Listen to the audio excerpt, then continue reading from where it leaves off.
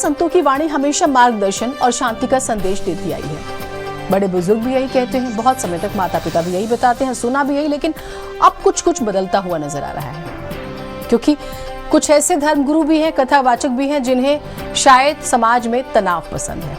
रामभद्राचार्य जी की ही बात कर लेते हैं।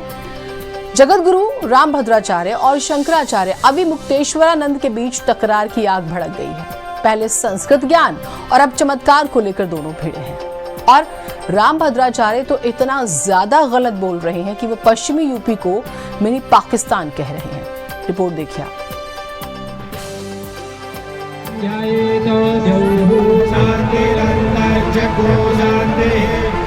उत्तर प्रदेश में आकर लगता मानो ये मिनी पाकिस्तान है, ऐसा लगता है।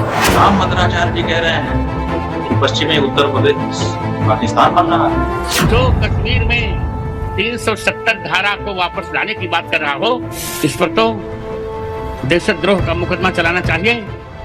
उत्तर प्रदेश के संत समाज में एक बड़ा विवाद गर्माता जा रहा है। जगत गुरु रामभद्राचार्य और शंकराचार्य स्वामी अविमुक्तेश्वरानंद के बीच तीखी बहस ने अब सार्वजनिक मंच ले लिया है। भूल कर भी किसी को न छेड़ेंगे हम, पर छेड़ने पर किसी को न छोड़ेंगे। जय हो। बात शुरू हुई पश्चिमी यूपी को लेकर रामभद्राचार्य के विवादित बयान से, जिसे लेकर संत समाज और राजनीति दोनों में हलचल है। 12 सितंबर को मेरठ के विक्टोरिया पार्क में राम कथा के दौरान रामभद्राचार्य ने पश्चिमी यूपी को मिनी पाकिस्तान कहा। अपने ही देश में हम हिंदू धर्म को उतना न्याय नहीं दे पा रहे हैं। पश्चिमी उत्तर प्रदेश में आकर लगता मानो ये मिनी पाकिस्तान है, ऐसा लगता है। उन्होंने कहा कि हिंदू समाज को अपनी संस्कृति और सुरक्षा के लिए सजग रहना होगा। तो अब हमें मुखर होना है, हम ऐसा नहीं होने देंगे, जो कुछ हो जाए।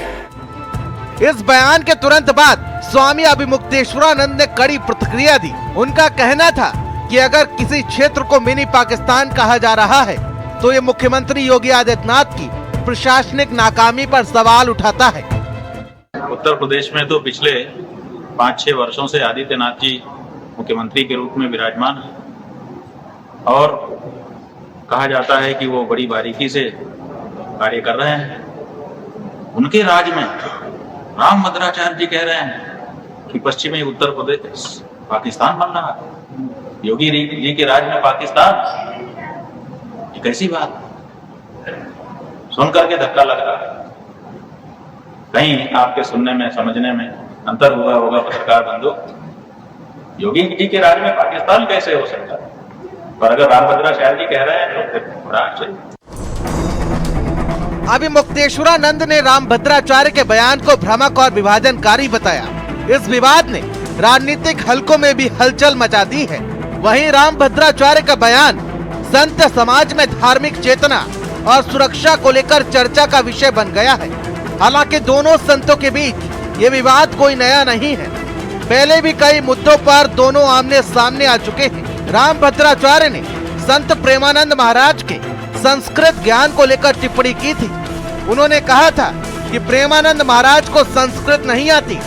इसके जवाब में अविमुक्तेश्वरानंद ने उन्हें निशाने पर लिया और कहा कि प्रेमानंद महाराज दिन भर संस्कृत बोलते रहते हैं।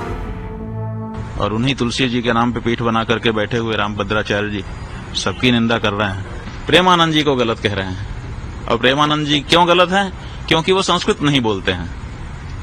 तुलसीदास जी जिनकी पीठ पर आप स्वयं बैठे हुए हो, उन्होंने भी तो अवधी भाषा में रामचरितमानस लिख दिए। उनसे पूछा जाना चाहिए कि उनकी टिप्पणी का क्या मतलब है। जो शंकराचार्य ही नहीं है, अब कुंडली बोलूंगा तो बहुत बुरा लग जाएगा। जो कश्मीर में 370 धारा को वापस लाने की बात कर रहा हो, जो उद्धव ठाकरे को मुख्यमंत्री बनने की बात कर रहा हो, वो कोई शंकराचार्य है क्या? मैं तो पहले कह रहा था। इस पर तो देशद्रोह का मुकदमा चलाना चाहिए।